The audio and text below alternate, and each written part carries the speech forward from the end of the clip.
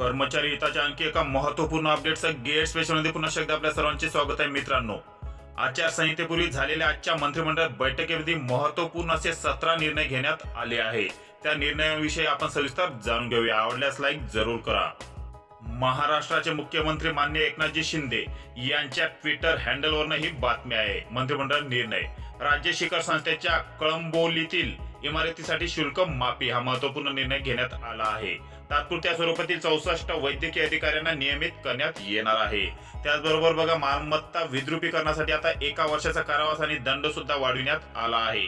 138 जलदगती न्यायालयांसाठी वाढीव खर्चाला मान्यता देण्यात आली आहे। तसेच संस्कृत, तेलुगू, बंगाली, गोर, बंजारा साहित्य अकादमी आता स्थापन करण्यात येणार आहे। त्याचबरोबर शासकीय आणि निमशासकीय जागांवर आता मोफत चित्रीकरणाला मुभा देण्यात आली आहे। विणकर समाजासाठी आर्थिक विकास महामंडळ 50 कोटी भागभांडवल त्यासाठी देण्यात आले आहे।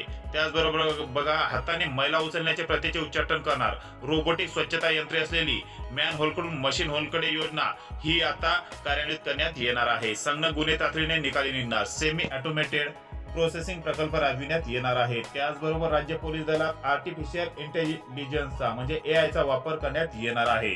ऑटो रिक्षा, टॅक्सी चालकांसाठी कल्याणकारी मंडळ त्यांच्यासाठी 50 कोटी अनुदानाची तरतूद करण्यात आली आहे।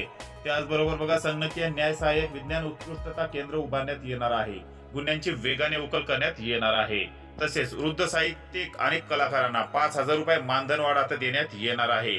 बघा, राजपत्रित अधिकारी महासंघाच्या कल्याण केंद्रासाठी 20 कोटी रुपयाचा अतिरिक्त निधी हा मंजूर करण्यात आला आहे।